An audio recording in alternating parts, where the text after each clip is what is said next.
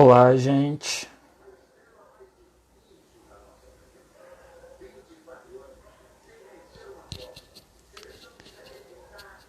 Oi, pessoal que está entrando, boa tarde. Vocês estão me ouvindo?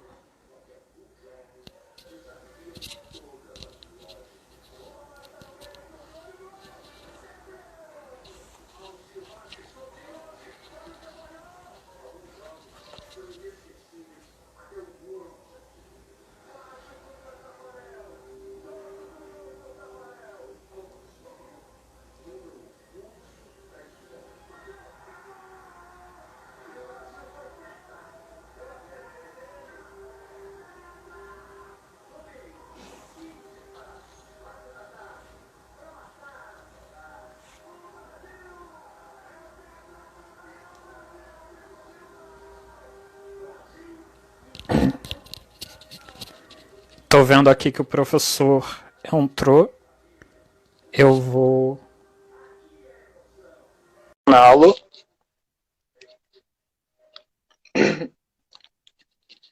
Estou esperando o professor aceitar. Opa. Tudo bem, professor? Tudo bom, e você? Tudo bem, você me ouve? Ouço bem, sim. Sim, professor. E aí, você me ouve e me vê bem? Sim, te ouço bem, então, te vejo bem. Então tá bom, eu vou... Fala.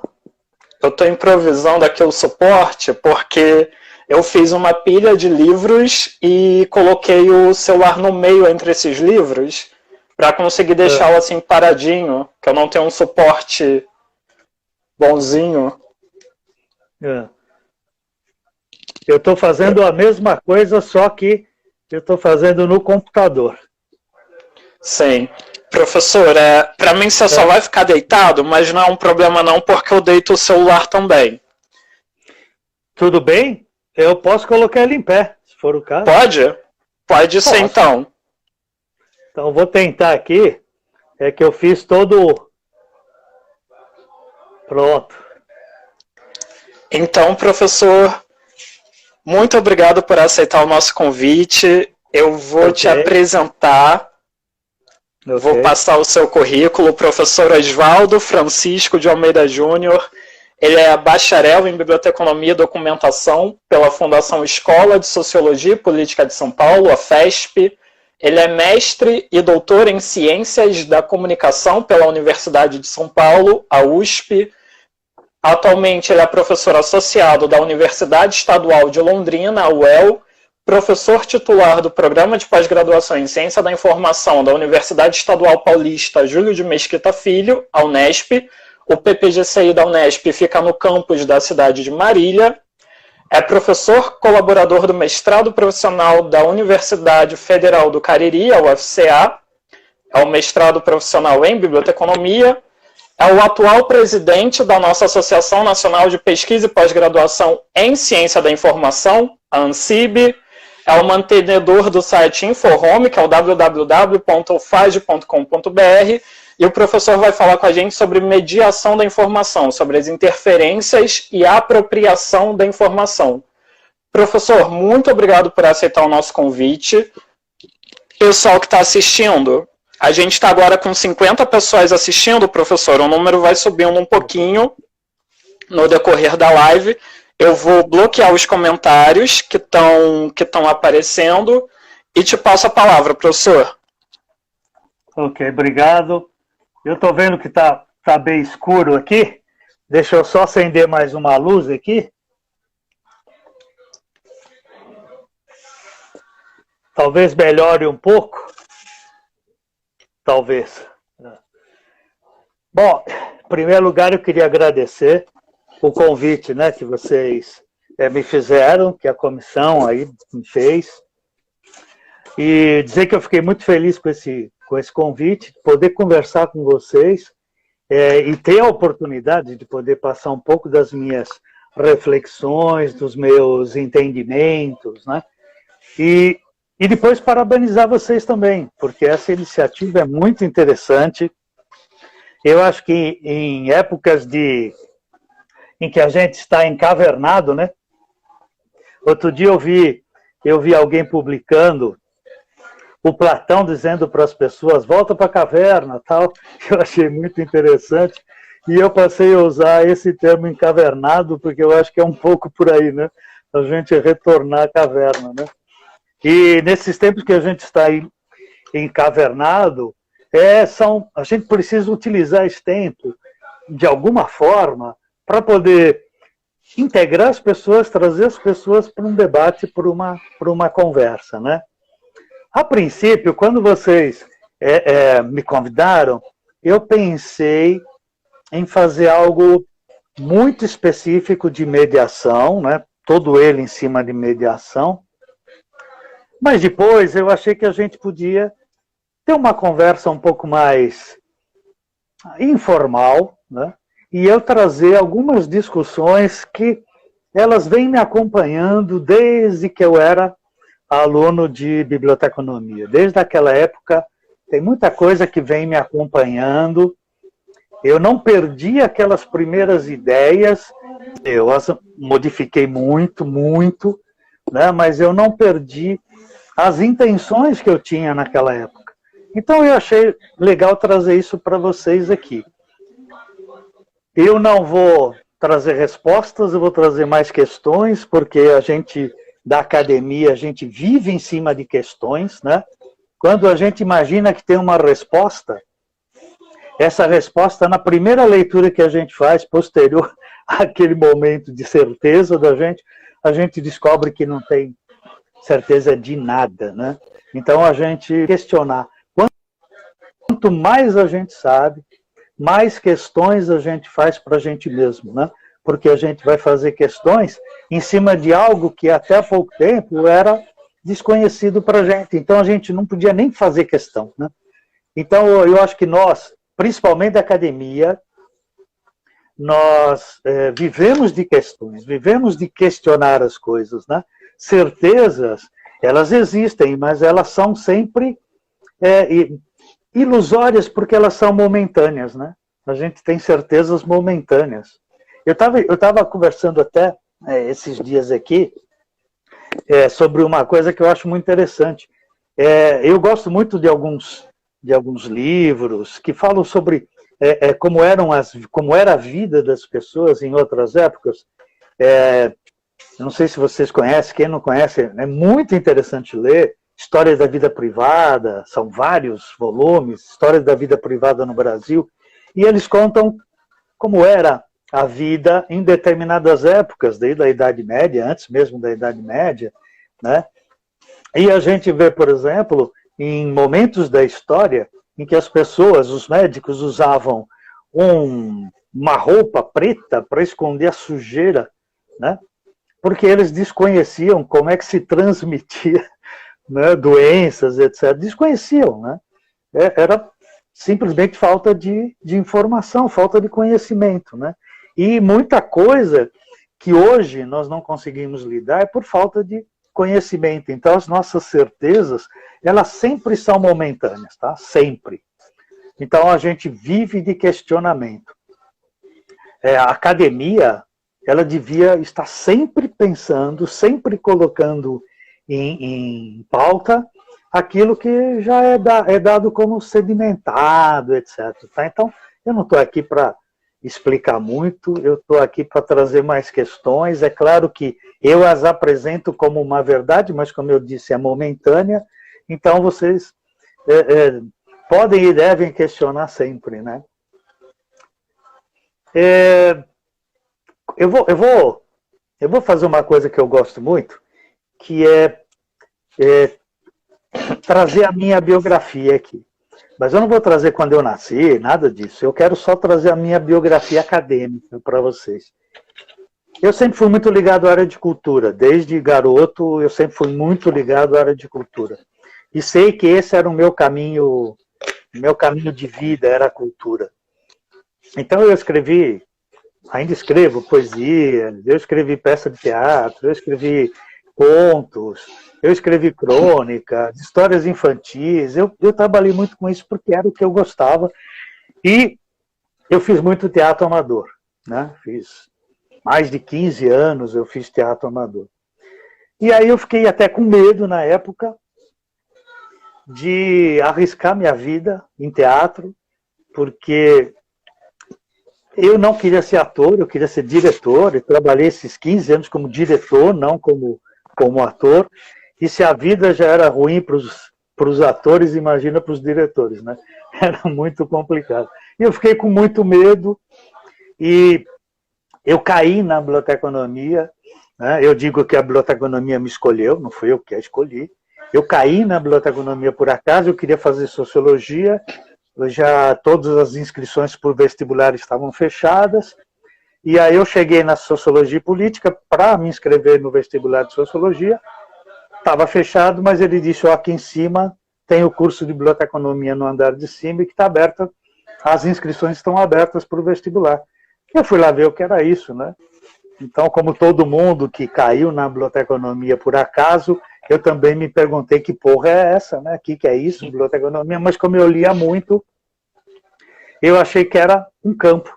E na época não tinha Google nenhum para explicar para a gente, era muito difícil você ter acesso à informação, a informação assim, mais atual. Eu fui conversar com amigos, ninguém sabia exatamente o que era, e eu entrei, né? Acabei entrando porque eu disse para mim mesmo que eu gostava muito de ler, e sou um leitor até hoje. Eu leio muito, eu gosto de ler, né? E fui fazer biblioteconomia por causa disso. Eu desisti do curso no final do ano, né? Porque tinham 2 professores que eu gostava muito, os 2 morreram durante aquele ano, eu achei que eu estava matando os professores, né? Que eu gostava. Então eu resolvi desistir do curso e encontrei um emprego na referência, para trabalhar com referência, e eu voltei, então, para a biblioteconomia. A biblioteconomia me chamou, não tinha jeito. E depois eu vi que a biblioteconomia era o meu espaço, era o meu caminho, né? Porque eu fui trabalhar com referência. E referência, na época, as pessoas tinham uma ideia muito diferente do que a gente tem hoje. A disciplina de referência era quase sempre ministrada como se ela tivesse uma relação muito forte com obras de referência. Então, o estudo do serviço de referência, ele era muito mais de obras de referência do que propriamente de referência.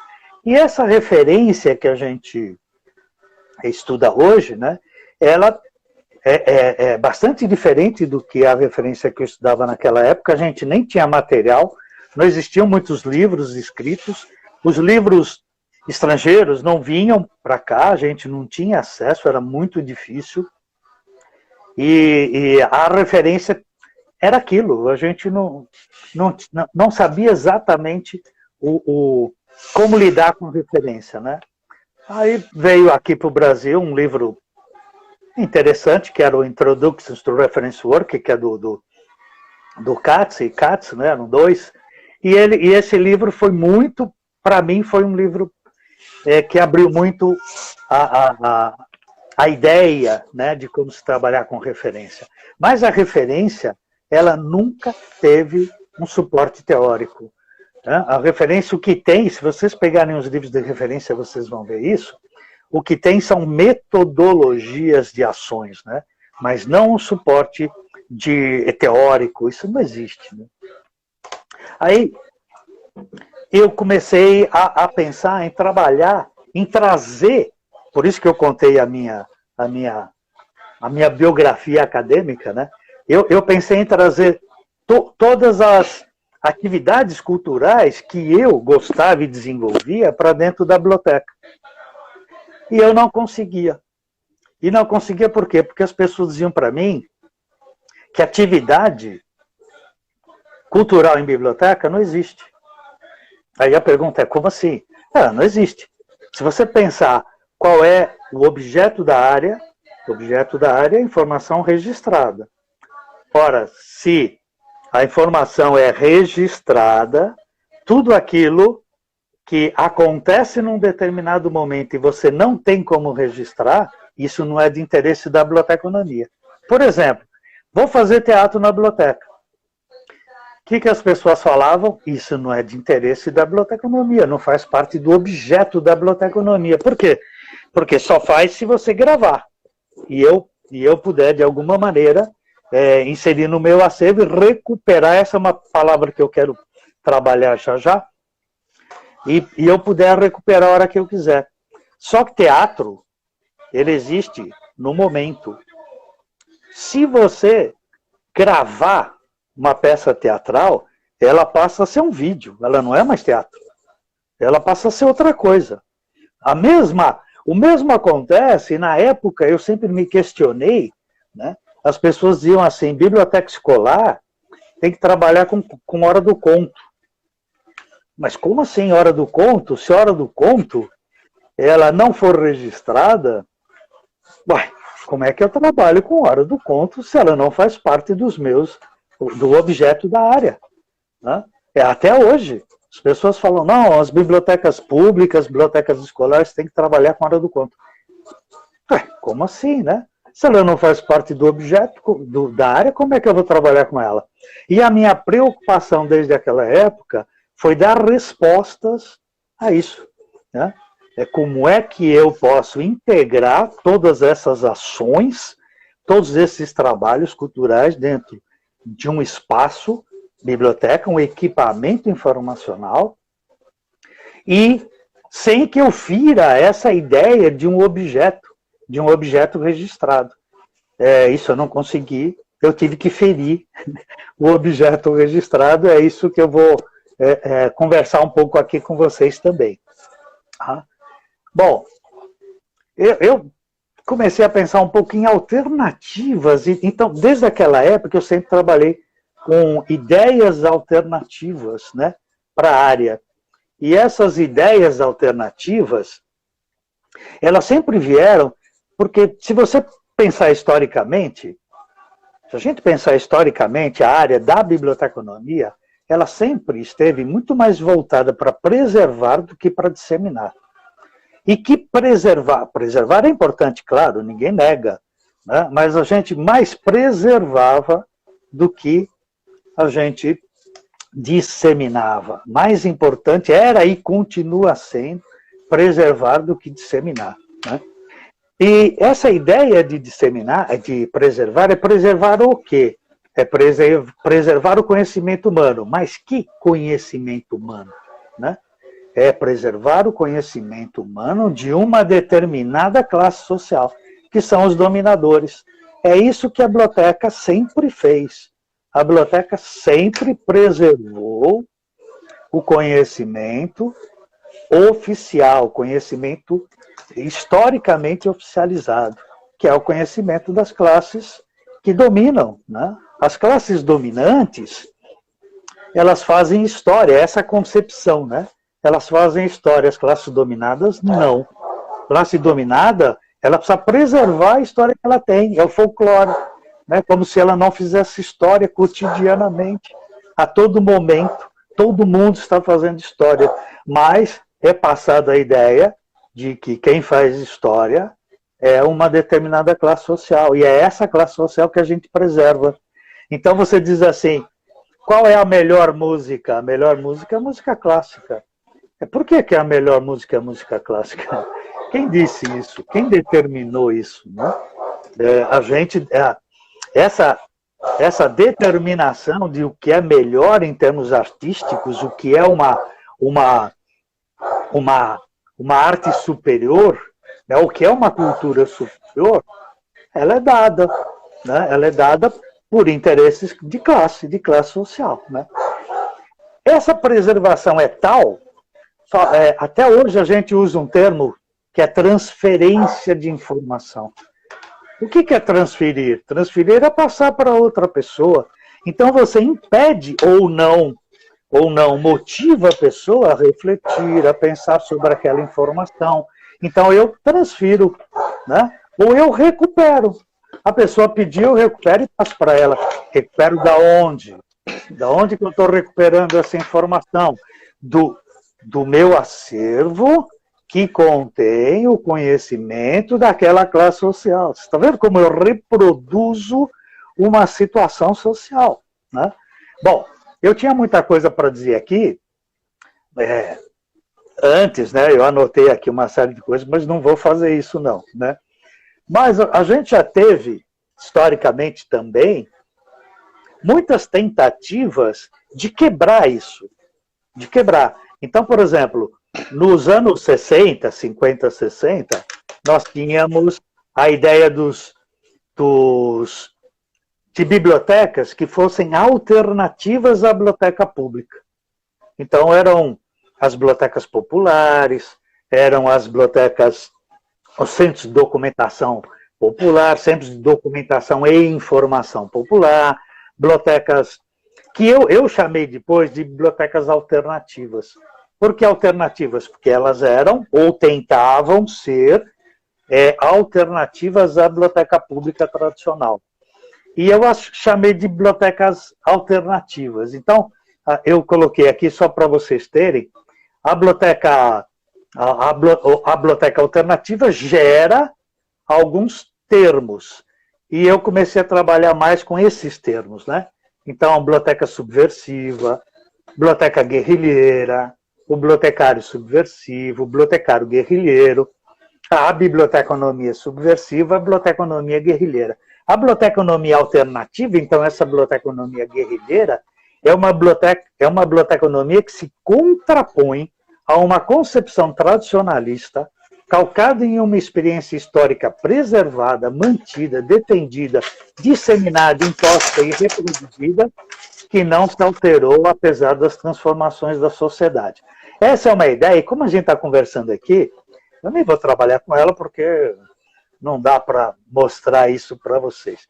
Mas num outro momento, numa outra situação, a gente pode trabalhar com isso. E essa biblioteconomia guerrilheira, ela trabalhava muito com o conceito de neutralidade e imparcialidade. Nós não somos neutros e nós não somos imparciais e nós não somos apolíticos. Nós não somos. Muito pelo contrário. Nós interferimos o tempo inteiro.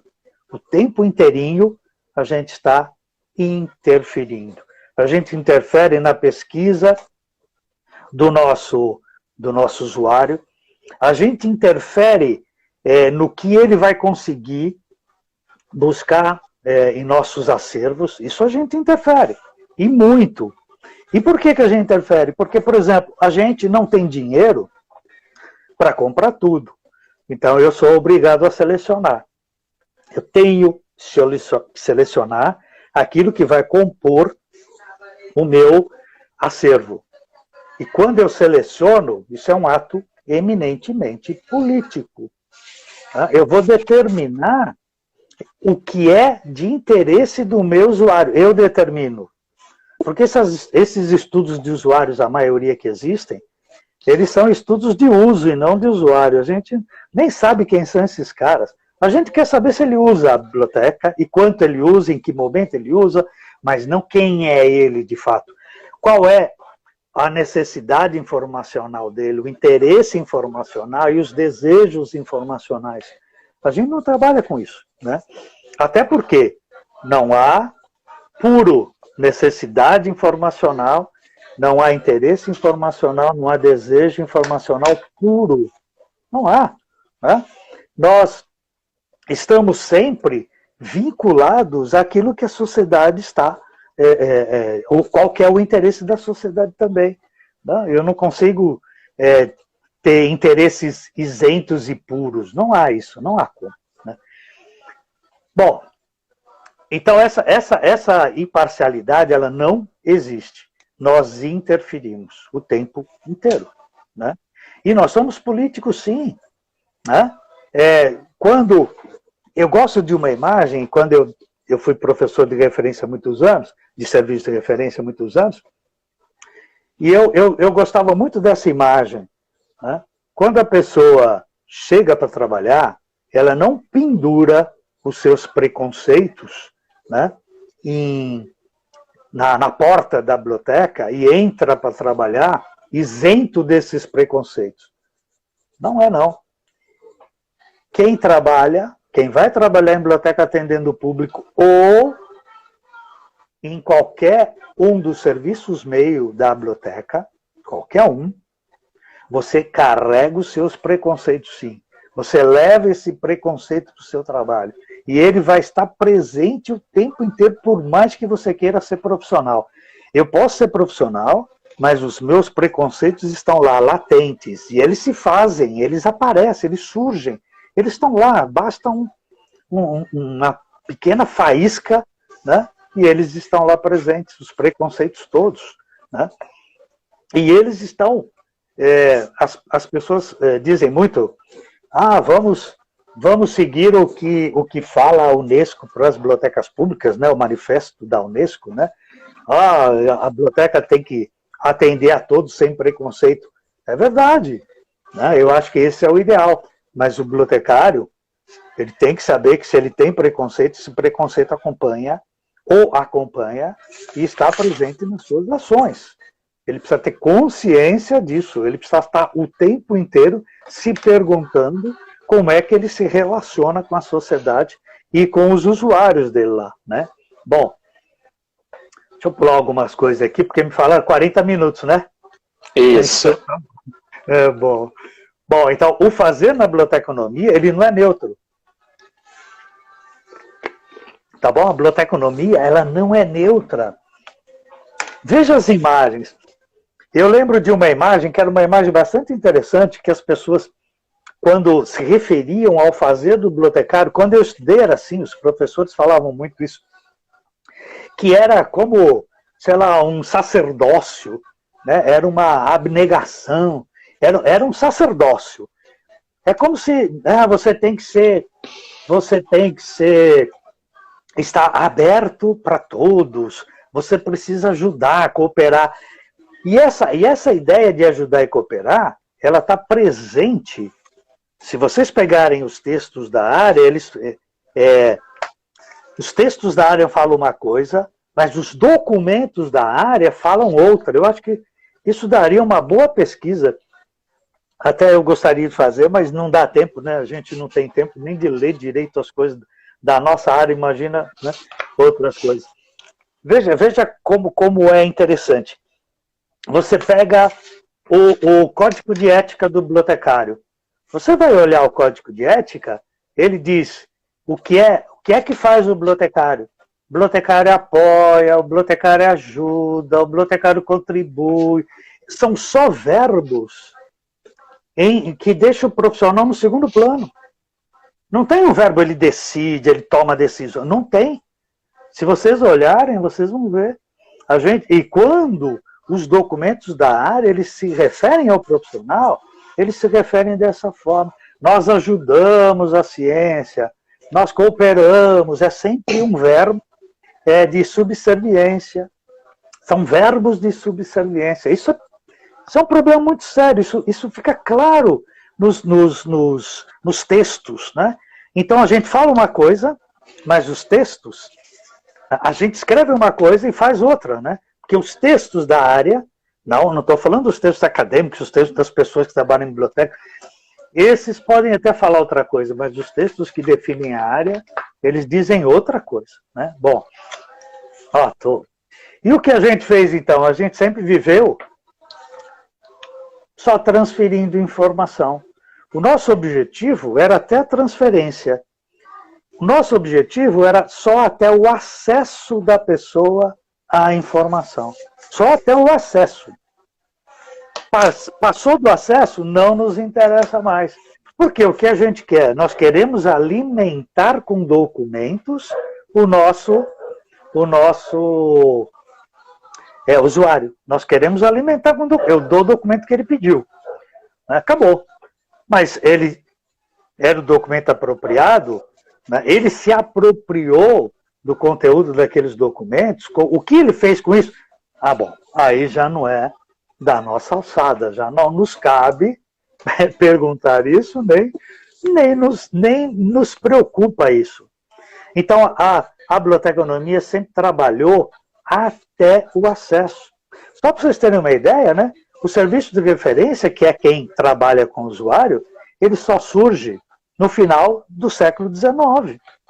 Nós temos 100 e pouquinhos anos dentro da história da biblioteconomia, que a gente sempre falou que tinha 2.700, mas textos agora mais recentes dizem que há indícios de biblioteca 3.000 anos antes de Cristo. Então nós estamos falando de uma área que tem 5.000 anos de história. Dos 5.000 anos, só 100 e poucos anos é que existe um espaço dedicado ao usuário. Olha, até hoje, muita biblioteca não tem serviço de referência formalizado, ou, às vezes, ele está formalizado, mas não funciona. Né? Ou funciona só como espaço que diz se o livro está na estante ou não. Tá bom? Bom, o que nós queremos hoje da biblioteca? Que ela entenda o espaço dela, o espaço físico como sendo um ambiente físico, mas que ele trabalhe com a ideia de ambiência. O que é ambiência? A ambiência é os espaços em que eu posso interferir nas pesquisas do usuário, nos interesses informacionais do usuário, fora do espaço físico da biblioteca. Isso nós estamos chamando de ambiência. Então, eu vou buscar, de alguma forma, interferir, estar presente na busca, né, por soluções dos interesses informacionais dos usuários, num outro espaço que não a própria biblioteca. Então, isso para a gente é o mais importante. Quando a gente começou... outra coisa que é interessante que a gente diga aqui é que na história, principalmente na história da biblioteca pública, por que a história da biblioteca pública? Porque a biblioteca pública, ela reproduz uma situação, que era uma situação de duas grandes revoluções, que é a Revolução Industrial e a Revolução Francesa. A gente reproduz, a gente está presente em consequências dessas revoluções. Isso é a biblioteca pública. E ela, a gente diz que ela surge, como a gente entende ela hoje, mais ou menos em 1850. Marco histórico é sempre um negócio complicado, né?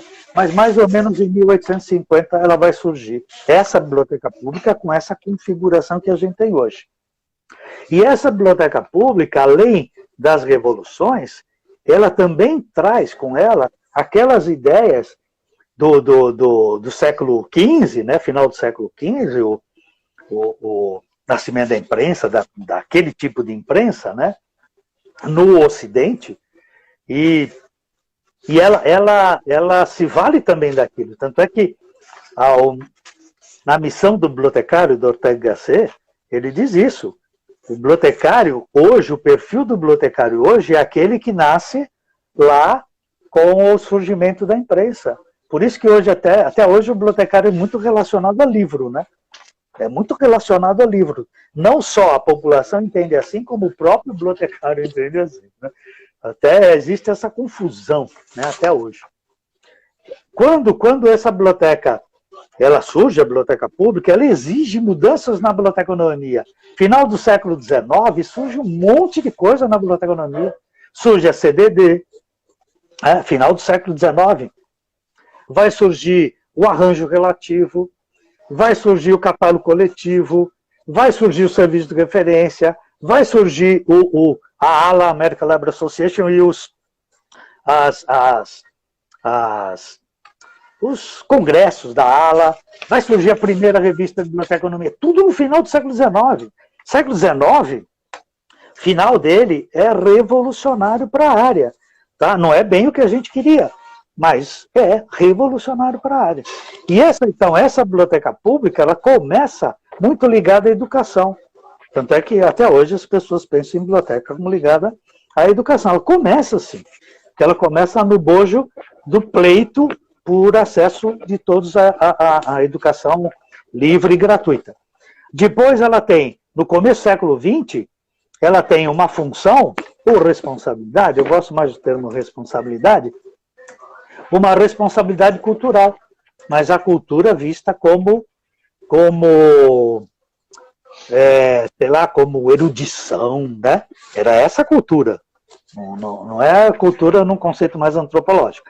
Depois, um outro que era entretenimento. Tá?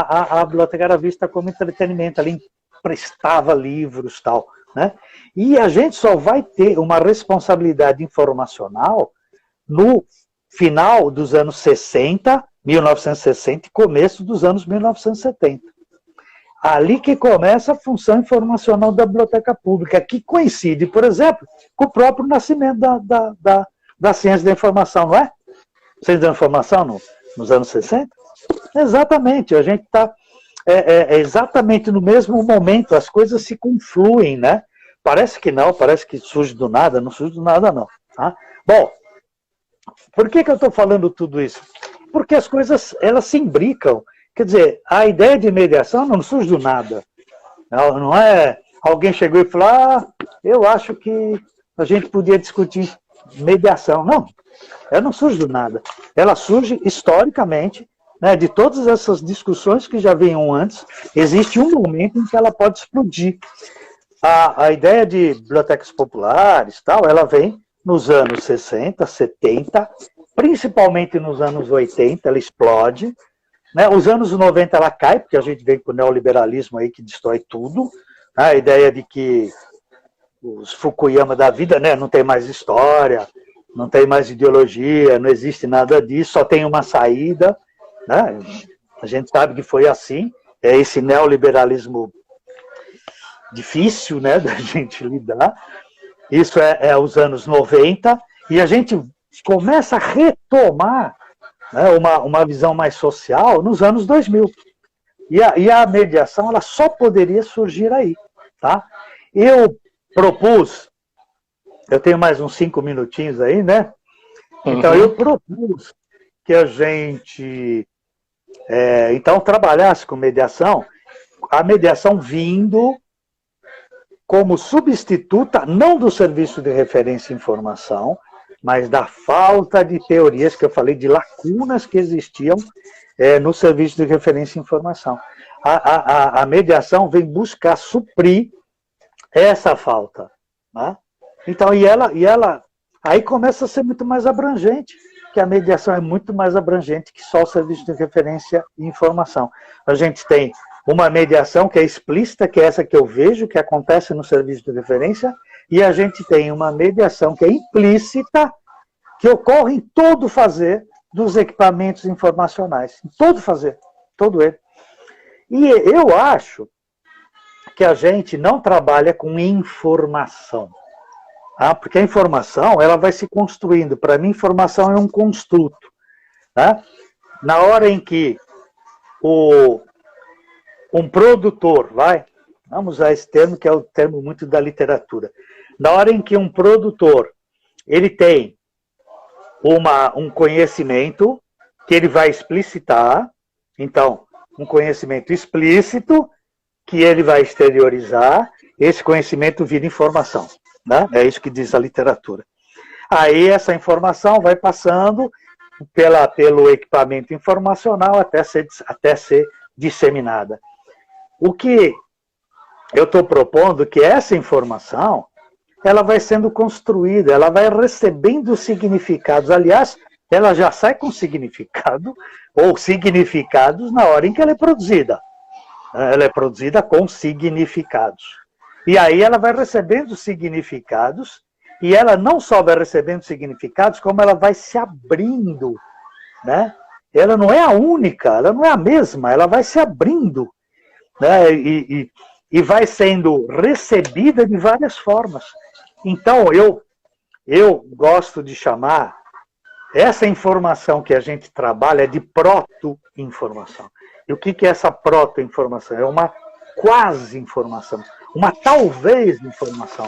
Quando eu classifico catalogo numa biblioteca, é uma quase-informação, uma talvez informação, uma possível informação. Não é uma informação.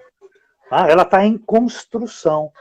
E talvez ela ainda, depois que ela é apropriada pelo usuário, depois disso é possível até que ela continue. Então, o meu conceito de mediação, eu fiz um conceito em 2006, mais ou menos. Em 2015, eu alterei esse conceito de mediação da informação, que fique claro, né? A gente tem mediação todas as áreas. Esse é um conceito para mediação da informação.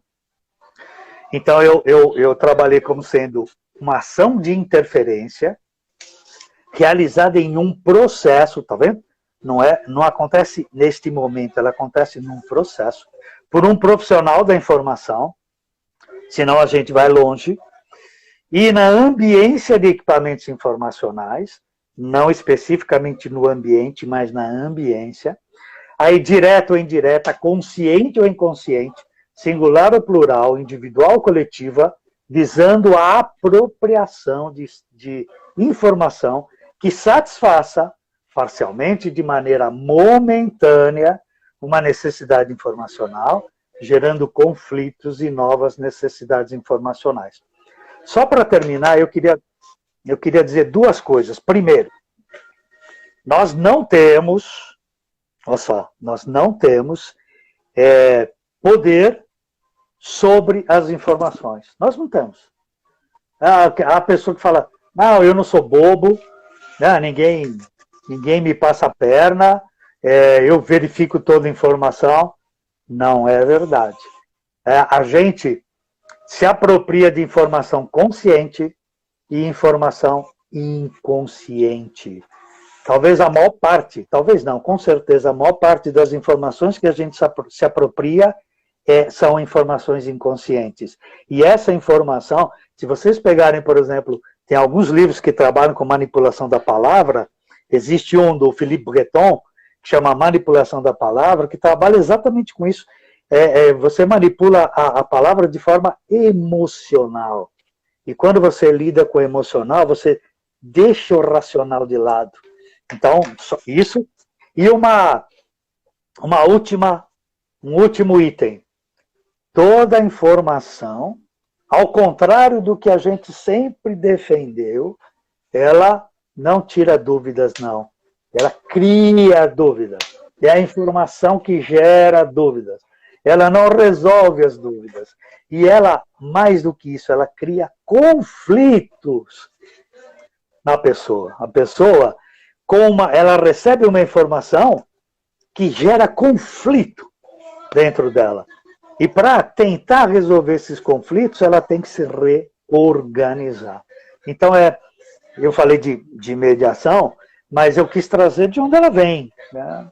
Não adianta falar mediação é isso, mas a gente precisa contextualizar. Existe um histórico.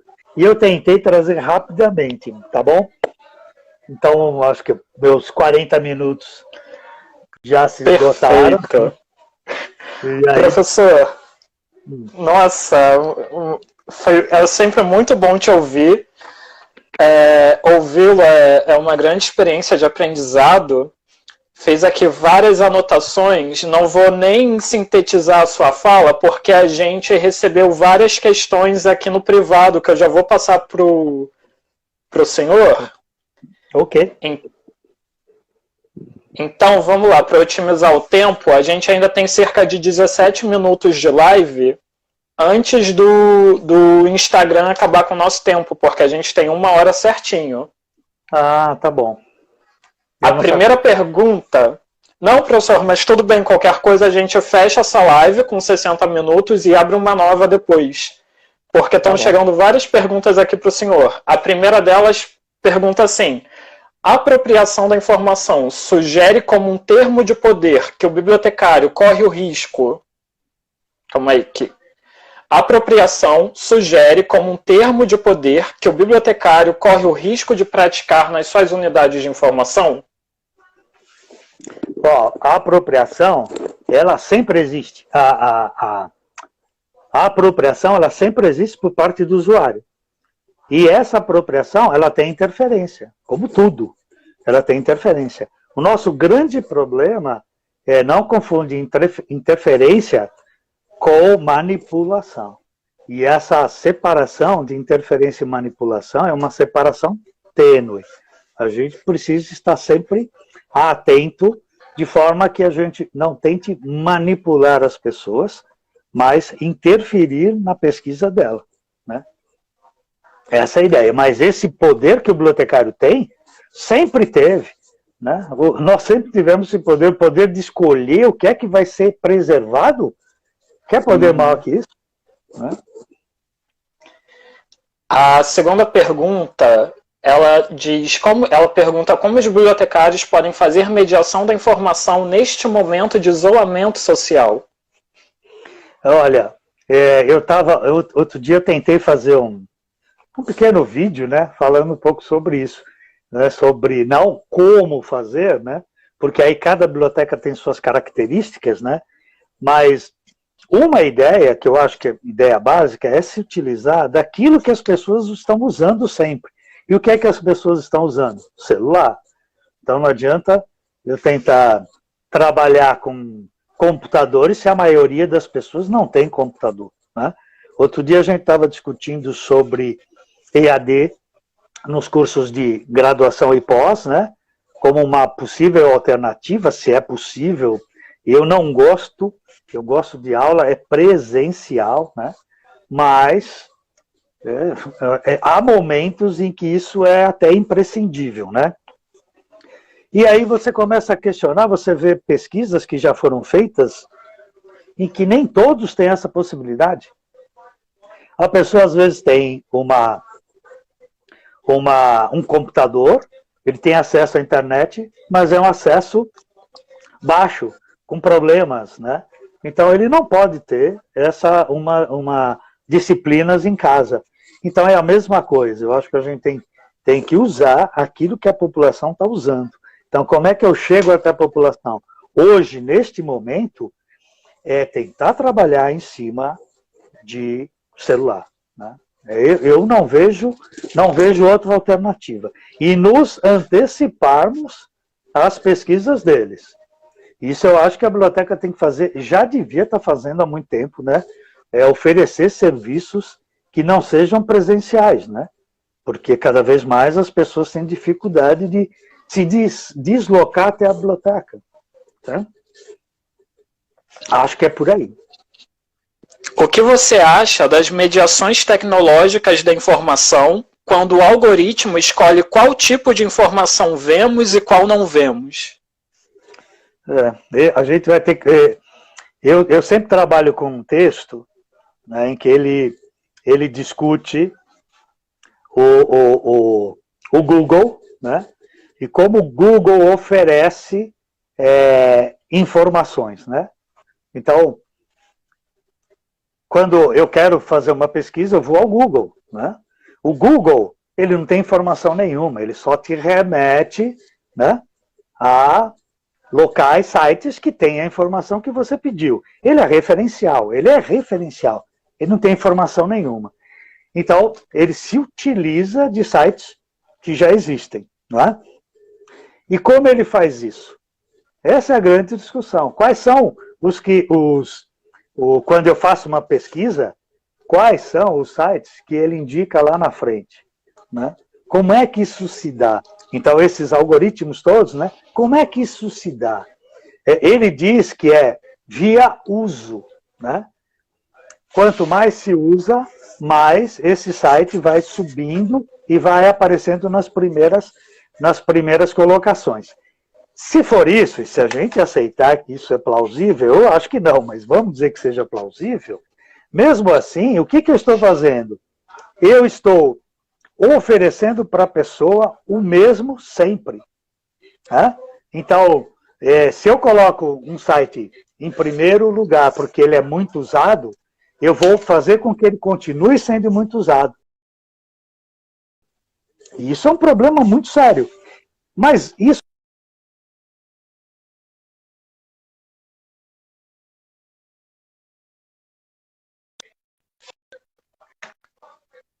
a gente olhar a academia. A gente usa quase sempre os mesmos autores, não é verdade? Veja, se você pegar os textos, a gente usa os mesmos autores. Eu não estou dizendo que não tenha que usá-los. Tá? Não estou dizendo isso. Mas você pega, todo mundo falando de Foucault, né? Que eu gosto também, mas é todo mundo falando dos mesmos autores. Por que a gente não dá espaço para outros? E a gente não dá espaço para outros, né? Então, você vê como são as coisas, né? Então não é só na mediação tecnológica, embora nas mediações tecnológicas com mais ênfase, que isso acontece. Professor, como você enxerga a teoria da desmediação? Ó, a desmediação eu não conheço, eu conheço desintermediação, que é uma teoria que diz que na internet, né, as pessoas não precisam de mediadores, né? Você não precisa de mediador, porque está na internet, você mesmo vai buscar, né? Você mesmo vai buscar. Não é bem verdade, né? Que alguém alimenta, e alimenta a partir de ideias. Então ele está mediando. Então a mediação, ela também ocorre no antes e no momento, a gente acabou de dizer isso, né? Então essa desmediação eu não conheço, eu conheço desintermediação, né? Poderíamos dizer que a biblioteconomia necessita modificar o paradigma ou o objeto de trabalho como algo voltado para as pessoas? Eu acho, eu fiz uma proposta, eu estava dizendo aqui não deu para falar tudo, lógico, mas hoje eu trabalho com a ideia de que o nosso objeto não é a informação registrada, mas a mediação da informação. Por quê? Porque a informação registrada, ela só permite que você tenha acesso àquilo que está registrado e guardado. Então, aquilo que é produzido pela maior parte da população não faz parte desse acervo. Não faz. Se você pegar um livro e tiver escrito lá, nós vai, nós volta, você não põe no teu acervo porque ele vai contra a norma culta, né? Então, você não põe. Mas é assim que a população fala, talvez a maior parte, né? E isso não está errado. Se você pegar a sociolinguística, eles vão te dizer que isso é um dialeto. E as pessoas, errado, a partir da norma culta, as pessoas, elas se entendem. Então, se entendem, é uma norma. Pode não ser a culta, mas é uma norma. Mas eu estou defendendo, então, que seja a mediação da informação o nosso objeto. Por quê? Porque a mediação, ela não especifica que tem que ser registrado. Então, se, por exemplo, numa hora do conto, as crianças ou os adultos, depende da hora do conto, para quem ela é dirigida, eles estiverem ali com um profissional, que não precisa necessariamente ser o bibliotecário, ele está fazendo uma hora do conto, você está mediando uma informação. Você, naquele momento, está mediando uma informação. Não é? E se você está mediando uma informação naquele momento, isso faz parte do interesse da área. Para mim, eu não tenho dúvida nenhuma, né, de que o nosso objeto é mediação. Veja que continua a informação, né, só que em vez de ser só a registrada, eu estou ampliando para momentos em que essa informação é oferecida. Se você assistiu um programa de televisão, você assistiu, você teve contato, quem não assistiu, não teve contato, acabou. Passou, morreu. E as pessoas não tiveram acesso a essa informação? Tiveram, porque ela foi mediada. Então essa é a minha ideia. Eu estou propondo que o nosso objeto passe a ser mediação da informação. O que devemos dizer sobre as informações que podem ser danosas à vida das pessoas? Devemos ser imparciais nesses momentos? Ah, claro. Eu acho que eu gosto muito de umas ideias do Paulo Freire, né? Paulo Freire diz assim: o professor, ele não pode ser um professor autoritário, mas ele tem que exercer a sua autoridade, né? Então, numa sala de aula, você não pode deixar, por exemplo, que uma grande bagunça, né? Porque, não, tem que ser, as pessoas são livres e tem que ter liberdade, mas o Paulo Freire diz não pode ter libertinagem também, não é? Então, eu acho que é a mesma coisa, a gente tem uma responsabilidade para com a informação. Se há uma informação sendo veiculada de maneira danosa, vai trazer danos para as pessoas, a gente deve se insurgir contra ela, sim. A gente tem que ter uma posição muito forte contra ela. Não é passar, não, a biblioteca não tem nada a ver com isso, ela vai passar qualquer informação. Vai não. Eu usava uma imagem que eu gosto até hoje, mas em sala de aula, que era assim: o Joãozinho na escola é um garoto terrível, todo mundo sabe que ele é terrível, terrível. Então ele chega na biblioteca e fala assim, se tem algum livro que me ensina a fazer, sei lá, uma bomba molotov? Aí você fala assim, você vai dar esse material para ele, sabendo que o moleque vai criar uma bomba molotov e é capaz de jogar em algum... vai jogar em algum lugar? Essa é uma situação que a gente se defronta nas bibliotecas o tempo inteirinho. O tempo inteiro a gente toma decisões. Quando a gente fala tomada de decisão em biblioteca, é isso. Né? Eu dou esse material para o Joãozinho, para ele fazer uma bomba molotov, ou não dou? Veja as decisões que eu tenho que tomar. São decisões que eu tenho que estar lá. Eu sou favorável a uma informação danosa, mentirosa.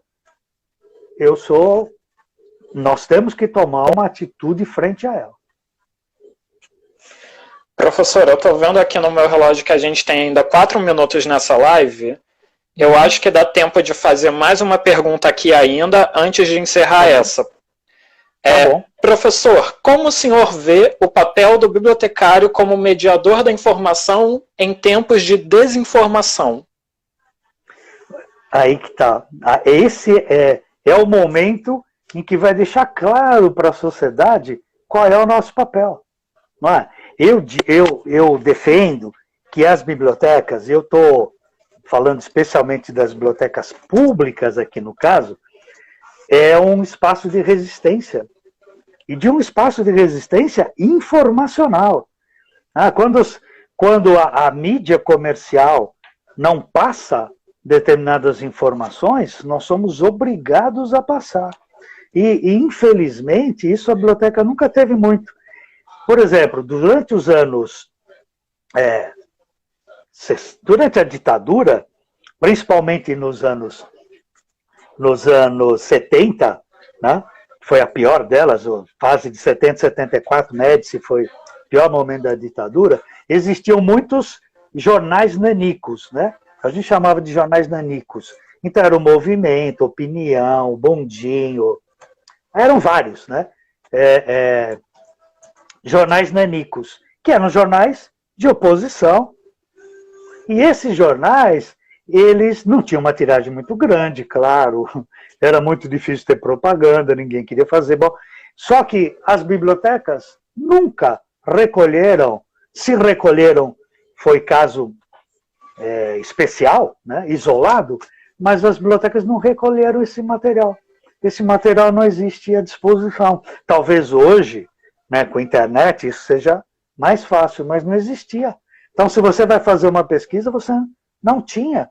Veja a nossa responsabilidade. Os jornais, por exemplo, dos sindicatos, que eram jornais diários durante a ditadura e tal, sumiram, desapareceram. Porque nós, profissionais da área de informação, que trabalhávamos em biblioteca, não recolhemos. Né? É complicado. A nossa responsabilidade está aí. Hoje, mais do que nunca. É mostrar mais do que nunca. Né? Isso. Professor, você dispõe de mais uns 30 minutinhos com a gente? Vou, tudo bem.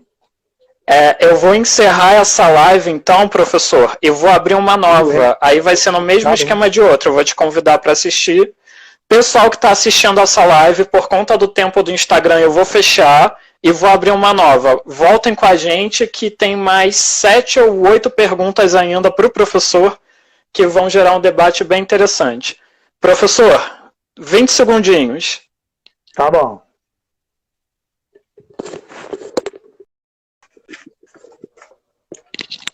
Professor? Oi, tudo bom? Só estou ajeitando aqui, porque eu fiz como todo bom brasileiro, fiz uma gambiarra aqui. E agora ela deu uma escapada aqui. Mas... aqui no meu tá uma coisa surreal também, uma pilha de livros. Professor, agora a gente tem teoricamente mais 60 minutos, mas para não fugir muito do nosso tempo combinado, tá bom. Vou tentar te passar todas as perguntas até você falar que tá bom. A gente tem uma pergunta que é assim: qual é o limite da mediação da informação para que não gere um caos informacional? Não, eu acho que não existe um limite, né? você tem que sempre estar dosando, sempre estar envolvido com o interesse informacional de quem está lhe solicitando. Eu acho que isso daí é a sua base, né? Então, todo o interesse, o desejo, necessidade informacional que vai sendo exposta, esse vai ser o seu limite, né? Acho que você tem que trabalhar com isso, essa é a ideia. Professor, como nós, bibliotecários, podemos lutar contra a censura que querem impor em certos livros? Falo na questão da nefasta Escola Sem Partido. Isso é tão difícil, né? Não existe, infelizmente, né, uma receita para isso, né? Isso a gente vai ter, eu acho que nós vamos ser obrigados a ir pensando e atuando na medida em que essas coisas forem surgindo, né? De fato, censura é algo bastante complicado, né? Eu trabalhava numa biblioteca, na área de referência, e pedi um suporte para alguns professores para esconder livros, que eram livros de difícil acesso, depois a gente não conseguiria esses livros, então nós os escondemos da prateleira, mas mantivemos, na época, fichas, né? Fichas no fichário, então as pessoas poderiam ter acesso a elas, mas elas não estavam mais na estante. Por quê? Porque na época invadiram bibliotecas, né? Invadiram o Mackenzie, embora o Mackenzie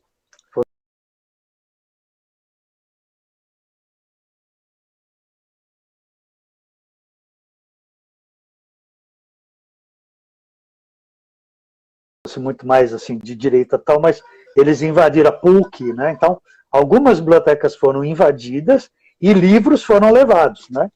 Alguns assim, o livro era vermelho, então vamos levar, porque deve ser alguma coisa só porque ele era vermelho. A gente tinha alguns problemas assim, eu acho que vocês já leram sobre isso, mas...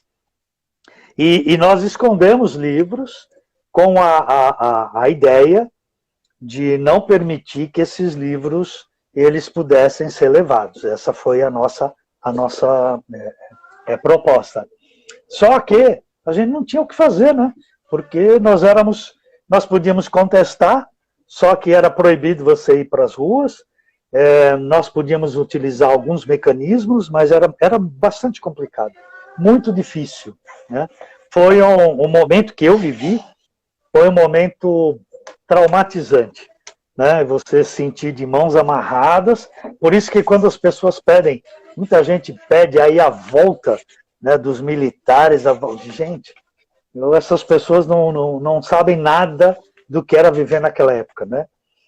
Mesmo na nossa área da biblioteconomia, muitos sofreram, muitos foram torturados, eu não sei de desaparecidos, eu não sei, mas muitos foram torturados, a situação foi muito difícil para a gente na época, e não quero que isso volte de jeito nenhum, né? Porque a gente, numa situação dessa daí, agora, de uma escola sem partido, isso a gente tem como tentar, a gente tem como juntar, né, as forças para tentar modificar uma proposta dessa, a gente ainda tem, mas numa outra situação é difícil, é difícil. Pessoal que está na live, vocês podem ir mandando seus comentários, suas perguntas, aqui mesmo nessa caixa de comentários, que o Wallace lá no Rio e a Débora lá em Belo Horizonte, eles estão anotando e me passando aqui para eu repassar para o professor. Professor, é uma pergunta sobre mediação e sobre transferência da informação para pessoas com deficiência auditiva. Qual é a visão sobre esse público-alvo? Olha, bom, primeiro, transferência não, né? Eu prefiro que a gente medeia a informação, e o termo é medeia mesmo, né? Que a gente medeia a informação e não que a gente transfira. Eu não conheço muito, confesso, né? Eu não não tenho muito conhecimento sobre isso, mas uma vez eu fui fazer uma palestra numa cidade chamada Maringá, que é perto de Londrina, e eu fui falar com os bibliotecários e os funcionários da biblioteca.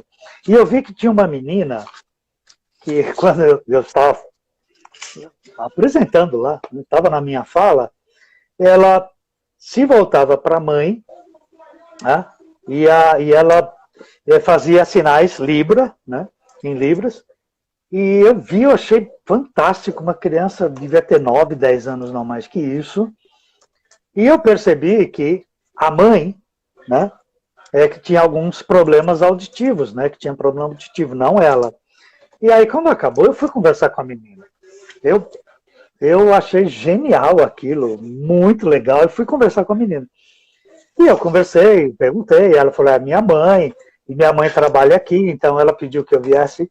E depois da fala, a segunda fala era até da secretária de Cultura lá da cidade, e aí a menina já ficou do lado da secretária de Cultura para que a mãe pudesse olhar para quem estava falando, né, e para a filha também, né. E eu achei muito interessante essa. E conversei com ela, isso que eu queria contar isso. Eu conversei com ela e falei assim, mas você tem 9, 10 anos, né? Tem muita coisa que você não sabe, não é? Quando você não sabe o que é uma palavra, o que você faz? Ela falou, eu soletro, né? Então ela soletra ensinar. Eu falei, quando não dá tempo? Ela, eu pulo. E eu achei aquilo tão genial, né? A menina falou para mim, eu pulo quando eu não sei. Porque eu estava falando algumas coisas, lógico, referente à biblioteca, que ela não sabia. E ela falou que ela pulava. Você vê como é a interferência do tradutor. Olha como tem as interferências todas que estão aí, né? Estão presentes aí o tempo inteiro. E depois eu falei isso em sala de aula da pós-graduação, e tinha um rapaz, que hoje ele é até professor lá na UEL, na área de educação, ele é da área de educação, e ele conhecia muito Libras e trabalhava com isso, e ele disse que é diferente os textos escritos, por exemplo, para as pessoas que têm algum problema, né, auditivo. Ele é diferente. Isso eu nunca imaginei, eu sempre pensei que fosse igual, fosse o mesmo texto. Diz que não, porque eles não têm determinadas coisas, não sei se eles não trabalham com conjunção, eu não sei o que é exatamente, mas os textos são diferentes. E esse conhecimento é preciso para que a gente possa fazer uma mediação adequada. Eu não conheço, não sei como eu faria, eu teria que estudar um pouco para isso. O que você está achando das pesquisas relacionadas às questões raciais, LGBTQIA+, prisionais, etc., que estão crescendo na área, e qual a relação ou contribuição da mediação com esses temas? Olha, eu estou achando genial isso, sabe? Eu acho que alguns temas na nossa área, quando eu fui aluno, e até bem depois, eram tabus. Né? Você falar em homossexualidade na área era tabu. As pessoas não falavam. Né? Ou quando falavam, riam. Né? Era uma coisa absurda. Né? E eu tive um aluno que fez um TCC. Ele escreveu um TCC que era assim, vou tentar lembrar direito aqui. Era como a informação pode contribuir para diminuir o preconceito contra os gays, tá bom? Ele é gay, né? E ele resolveu fazer essa pesquisa. E ele descobriu que a ALA já tinha grupos que discutiam isso desde 1970. 1970, eles já tinham grupos discutindo isso dentro da nossa área, a ALA, né? A American Library Association já tinha um grupo discutindo isso. E aqui a gente ainda estava numa época de não falar, de esconder, era um tabu. Então eu acho isso magistral. Eu estava lendo um livro, acabei de ler agora, pouco, né? Não hoje, acabei uns dias atrás, e é um livro de um clube chamado TAG. Não sei se vocês conhecem o clube de livros chamado TAG. Esse daí a TAG tem 2 clubes de livro, um deles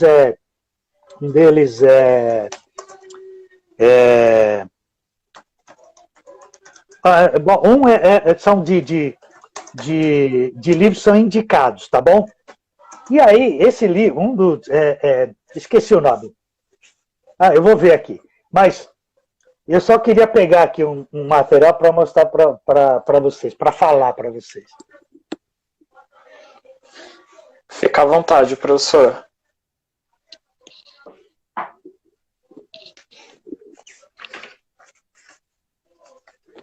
Esse livro, ele chama Ponto Cardeal, né? O livro não está aqui, tá lá porque eu já escrevi sobre ele. Ele chama Ponto Cardeal, o livro, e ele chama Curadoria, é uma área da TAG chamada Curadoria. E os livros junto com o livro, vem um folheto, um pequeno livreto, que fala um pouco do livro, do autor, de quem fez a curadoria, e neste aqui, por acaso, veio alguns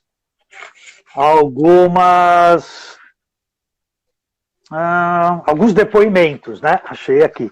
Então, nesse livreto vieram alguns depoimentos. E esse livro é um livro, eu não gostei muito do livro, mas aí é um problema do livro, eu acho, que é sobre transexualidade. É uma pessoa que, bom, não interessa. E aí, nos depoimentos, o primeiro depoimento é de uma menina chamada Joana de Freitas, estudante de biblioteconomia. E essas posições, eu acho genial. Eu acho que isso aliás, eu acho que a gente já está atrasado, e muito atrasado com isso. Eu acho que essas discussões têm que estar aqui, presente, né? As pessoas têm que se fazerem presentes, né? As pessoas têm que ver os outros, né? Claro que isso a gente imaginar que acabou o preconceito, não, ao contrário, né? O preconceito está aí. Isso a gente está vendo hoje com todos aqueles que seguem o que se diz presidente, né? Como o preconceito está latente, né, nessas pessoas, né? E, infelizmente. Então, eu acho que espaços em toda a biblioteca deve ser dado para que as discussões elas aflorem, que elas estejam presentes, né? O material precisa estar presente. Isso eu acho que a mediação ela ocorre exatamente aí, né? Possibilitando tudo isso. Aliás, amanhã, não é amanhã? Amanhã que é a Alexia? A Alexia era daqui da Unesp, né? Mas a Alexia amanhã, ó, não percam. Não vão perder a conversa com a Alexia amanhã. Sim. Professor, você considera os serviços de referência do país subutilizados? E como atrair mais sujeitos para o uso dos serviços das bibliotecas? Olha, subutilizado eu não diria. Eu acho que o serviço de referência e informação nas bibliotecas é o patinho feio. Sabe, aquele que ninguém quer porque vai trabalhar com pessoas e não é fácil lidar com pessoas, não é fácil. Aí se diz, a gente tem o usuário idealizado. Cara, o usuário, ele é tudo. Ele é bom, ele é chato. Né? Ele se acha, ele acha que é mais inteligente que você. Isso é um usuário, é gente. E trabalhar com gente é bastante complicado. Ele precisa me respeitar? Sim, mas não respeita, como não respeita médico agora, né? Não estão sendo respeitados enfermeiros, auxiliares, né?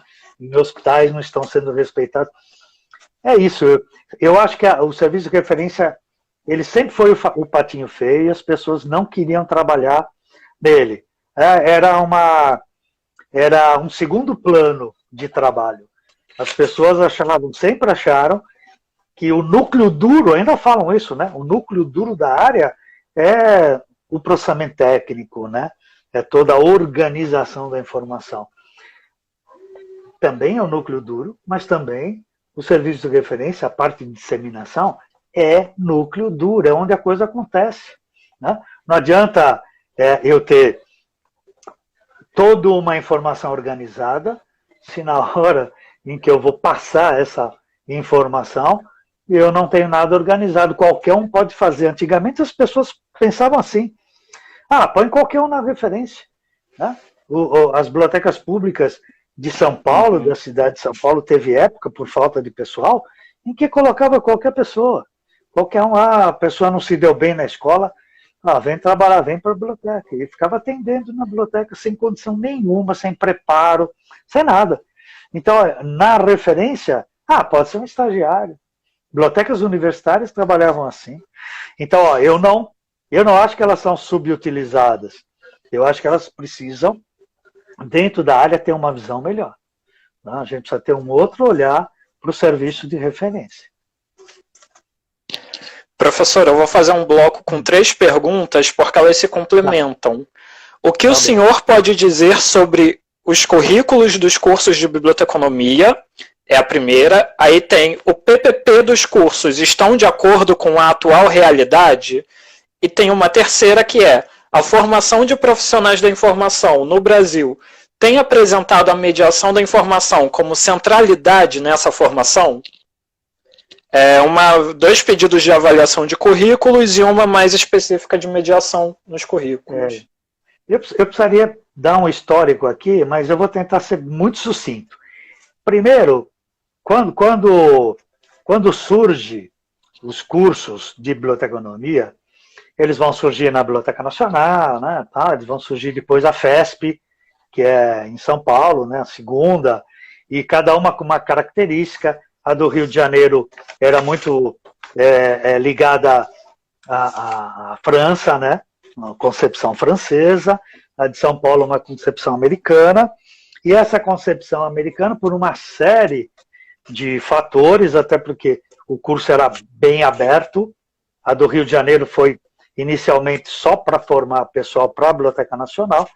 E a de São Paulo, então, ela atendia qualquer pessoa.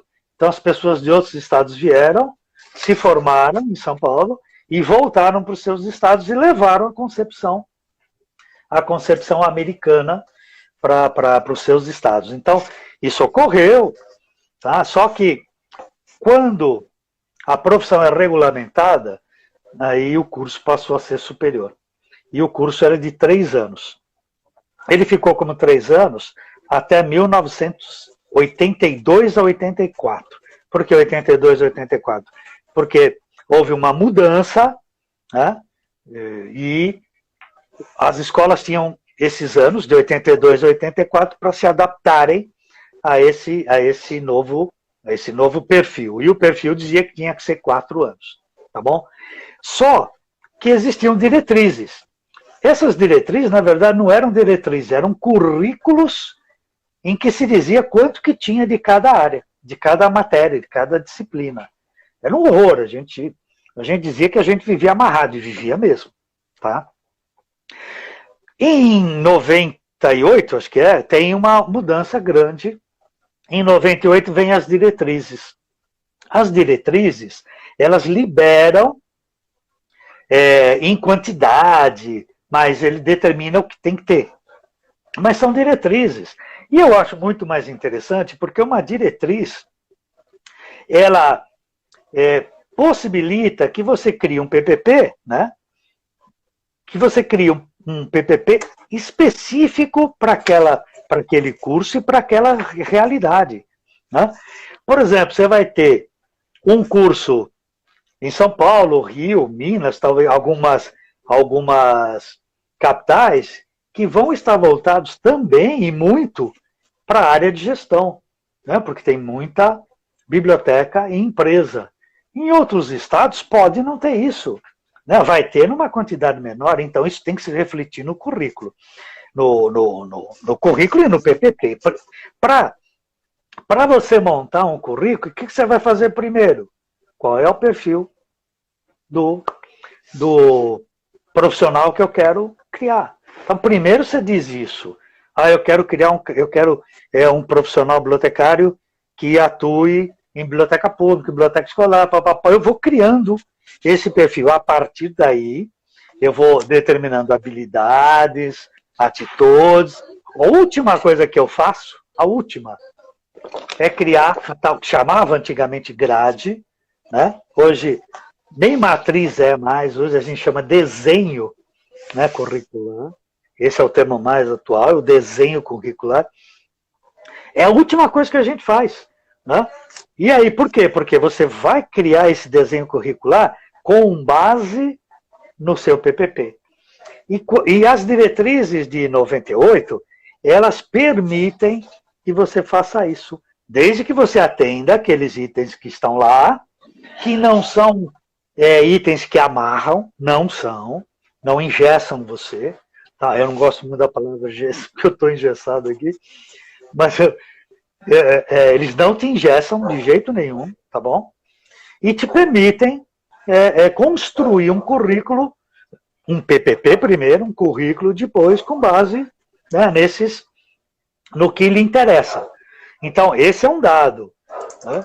Aí, quando você vai criar esse PPP, você precisa fazer uma análise da tua região, ver o que precisa, você conversa com profissionais já formados, você conversa com os professores, você conversa com entidades que já trabalharam com isso. Nós criamos, por exemplo, no Brasil, nós temos uma associação que chama ABCIM, que é a Associação Brasileira de Educação em Ciências da Informação. Ela trabalha com a parte de graduação.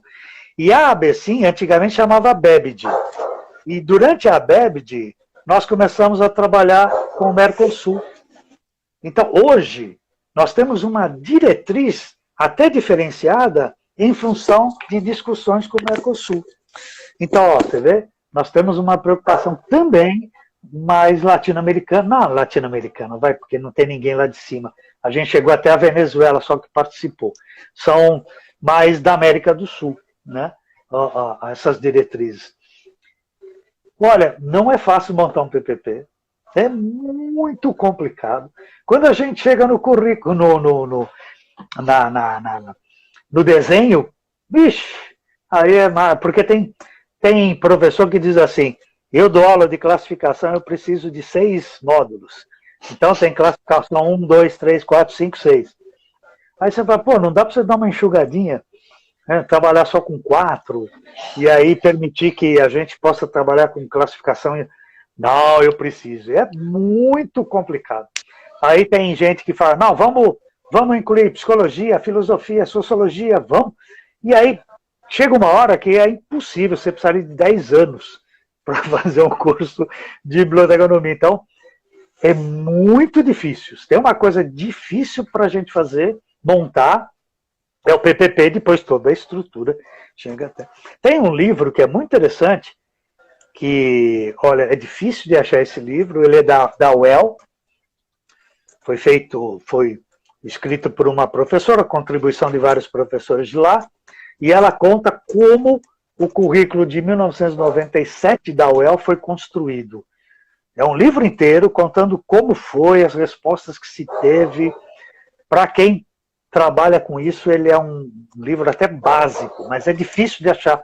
Saiu pela editora da UEL e está esgotado, então só em alguns lugares que tem. Eu não sei se eu respondi, né, mas eu só quis dizer que a coisa não é simples. É muito difícil. Mediação, boa, antes que eu esqueça. A mediação tem uma coisa que é interessante. Se comentava de mediação muito raramente nos textos, mas ninguém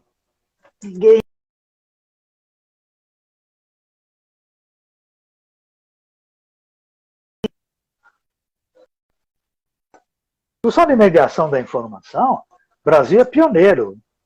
Tá? Eu até uma época estava conversando com o Malheiro, o professor Armando Malheiro, lá de Portugal, e ele fez um livro sobre mediação em 2010. Quer dizer, a gente já discutia a mediação aqui muito antes, né? Então a gente conversou exatamente sobre isso, né? Sobre o ineditismo de discussão de mediação é no Brasil. O Brasil As pessoas acham isso daí estranho. Pô, Brasil? Brasil! Nós somos importantes no mundo na nossa área, na área de ciência da informação, nós somos importantes. E é uma coisa que pegou, graças a Deus. Né? Eu acho, para mim, foi uma coisa interessantíssima, né? Como as pessoas começaram a lidar. Se você tem uma tese do João Arlindo Santos Neto, lá da Unesp, ele defendeu o ano passado, foi meu orientando, e ele trabalhou com um histórico, quer dizer, o estado da arte da mediação e um histórico dos conceitos de mediação. E uma coisa interessantíssima é a evolução da mediação dentro dos programas de pós-graduação. É interessantíssimo. Hoje, mais da metade dos cursos de pós-graduação no Brasil, dos programas, eles já têm pontos de discussão específico de mediação. Pode não ser a linha geral do programa, mas ele tem linhas de discussão. Mais da metade. É impressionante. Se vocês tiverem curiosidade, vale a pena consultar a tese do João. Professor, essa próxima pergunta é da professora Henriette, que me passaram. Oswaldo, como você situaria o processo de problematização que pontua Paulo Freire para a realização da mediação da informação? Bom, a Henriette é minha amiga, eu não vou falar quantos anos, né? Não vale a pena, mas a gente montou até sindicato juntos, o Sindicato de São Paulo, no final dos anos 70 do século passado, a gente montou o sindicato junto e tal. E nós somos freirianos, né?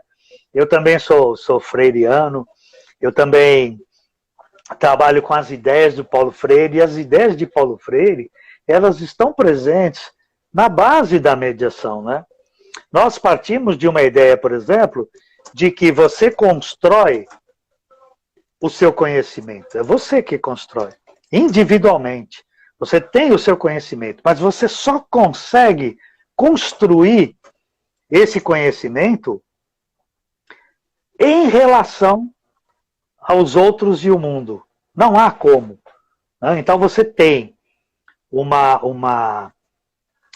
conhecimento que você constrói, mas você o constrói na relação. Sempre na relação. Isso é uma ideia, para mim, freiriana, é lógico que é do construtivismo também, né? E isso faz com que eu seja sempre dependente dos outros. Eu sou um indivíduo e tenho que pensar, né? Me pensar enquanto indivíduo, mas eu existo na relação. Eu existo sempre na relação. Sem ser a relação, eu não existo. Né?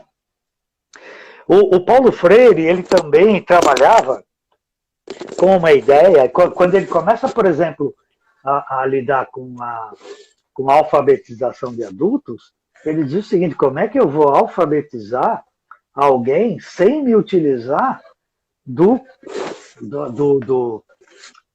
espaço em que ele vive, da interação que ele tem, do contexto dele? Né? Então ele usava palavras, determinadas palavras, que tinham significado para aquela pessoa. Né? Quando eu estudei, a gente falava, sei lá, zabumba, para aprender o Z, né? Z de zabumba. Eram palavras que estavam nos livros de aprendizado, né? Do alfabeto, e eram palavras que algumas tinham significado, outras não. Então, o que fez Paulo Freire? Significado para todos. Então, aquela população trabalha, na maioria, como pedreiros, vamos trabalhar com uma palavra tijolo, vamos trabalhar com a palavra cimento. E a alfabetização, ela não está desgarrada do contexto. Alfabetiza e acabou. Não. Essa é a ideia, né, que é freiriana, né? Não, eu sou freiriano, né? E vou continuar sendo. Professor, a gente tem mais as duas últimas perguntas. Okay. O que o senhor acha, o que você acha das pesquisas de mediação da informação para a defesa dos direitos humanos e protagonismo social? eu acho que eu conheço textos que falam sobre, né, pesquisas especificamente eu não conheço. Acho que não conheço, pelo menos não lembro. Mas eu acho que nós temos que discutir isso o tempo inteiro, né? A Henriette, por exemplo, né, que a gente acabou de conversar, ela organizou um livro que fala exatamente de protagonismo, né, um livro, acho que tem 3 anos atrás, né, que foi de um evento que ocorreu lá na Bahia, e ela organizou esse livro, e é um livro sobre protagonismo que eu acho que muita gente devia ler, sabe? Assim, não porque tem textos da gente lá, não é isso, né? Mas eu acho que ele traz discussões para a área que são discussões importantes. É lógico que quem se interessa por isso, óbvio, né? Mas a ideia de protagonismo, essa ideia de protagonismo que a gente discute bastante agora dentro da área de mediação, ela tem que ter mais espaço, né? Ela precisa se valer de mais espaços para poder crescer mais ainda, do que já cresceu. Eu acho que ela está bem presente na área. Professor, o senhor acha que o Conselho de Biblioteconomia deveria punir os bibliotecários que espalham fake news, principalmente sobre o coronavírus? Olha, eu acho o seguinte, a ideia do Conselho lógico, é defender o profissional. Só que ele tem que pensar, primeiro, na sociedade, qualquer um. Então, eu não defendo profissional bibliotecário por defender profissional bibliotecário. Eu defendo no âmbito trabalhista, no âmbito ético, etc. Mas, não só o Conselho, ele tem que pensar sempre na sociedade. Se um profissional ele não atende ao que a sociedade espera dele, se ele é um péssimo profissional, ele tem que ser punido, sim. Como é um médico que se utiliza da condição dele para usufruir de algum benefício. É a mesma coisa. Eu acho assim, isso é lógico que ele tem que passar por um processo como outro qualquer, ele tem direito à defesa, ele tem, lógico, né? Mas eu acho que tem que ser punido, sim, o mau profissional, ele tem que ser punido, se ele está ajudando a veicular informações falsas, sabendo que são falsas, tendo consciência disso, ele é um péssimo profissional. E como péssimo profissional, ele tem que ser punido. Isso, para mim, é inegável, né? Aí, lógico que a gente tem vários conselhos, e talvez o Conselho Federal, neste momento, pudesse até pensar um pouco e escrever algum texto que pudesse dar apoio aos conselhos regionais para esse tipo de situação. Professor, foram todas as 19 perguntas. Muito obrigado pelo fôlego. Essa segunda live já está com 37 minutos. Nossa. Eu te agradeço muito, então, professor, em nome da comissão. Eu estou numa cidade do Rio, que é na Baixada Fluminense, que é Magé. O Wallace está no Rio, na capital, a 35 quilômetros daqui mais ou menos. A Débora e o Chico estão lá em Belo Horizonte. Os 3 estão falando para mim que foi uma experiência incrível te ouvir.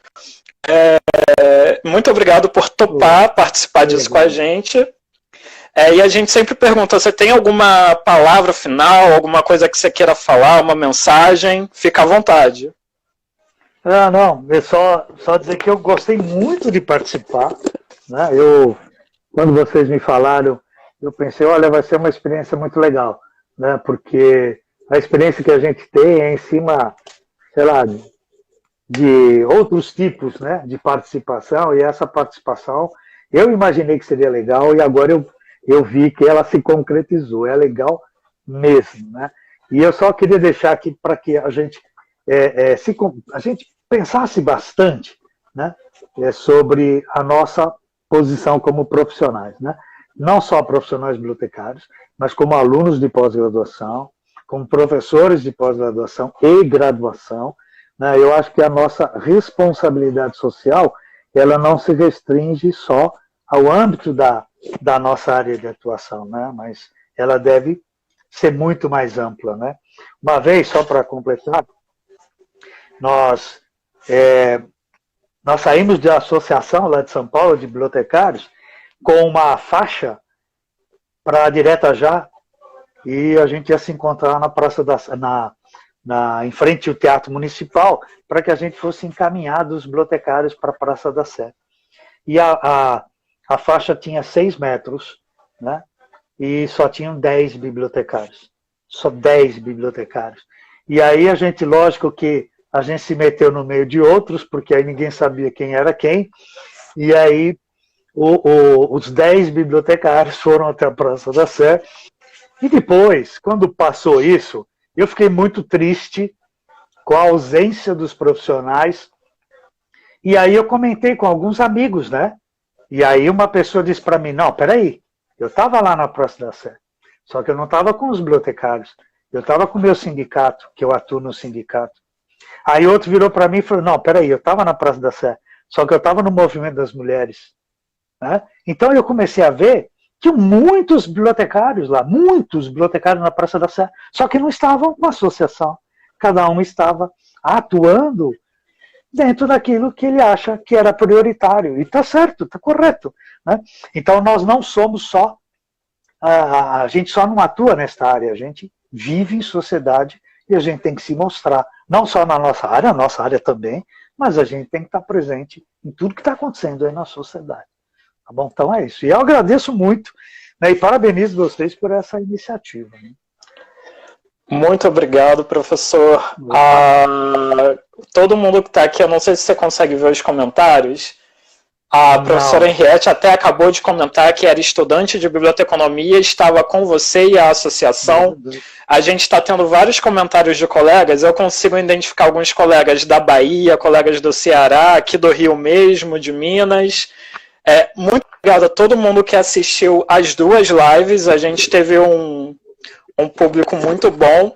Todo mundo está aqui te mandando coraçõezinhos também, professora. Aqui a live tem essa ferramenta de mandar corações e você está recebendo vários. Mais uma vez, muito obrigado. Amanhã a nossa live é com a Alexia, que é bibliotecária formada pela Unesp. Hoje ela trabalha aqui no Rio de Janeiro, lá na cidade de Angra dos Reis, é bibliotecária do Cefet, e ela vai falar sobre biblioteconomia e transgeneridade, que é mais um tema que a gente traz para a gente aprender um pouco mais, para a gente refletir um pouco mais, para a gente discutir um pouco mais, para a gente conhecer mais também. Professor, muito obrigado. Opa. Boa noite, pessoal. Espero ver todos vocês amanhã também. E é isso, eu vou encerrar a live. Boa noite. Boa noite.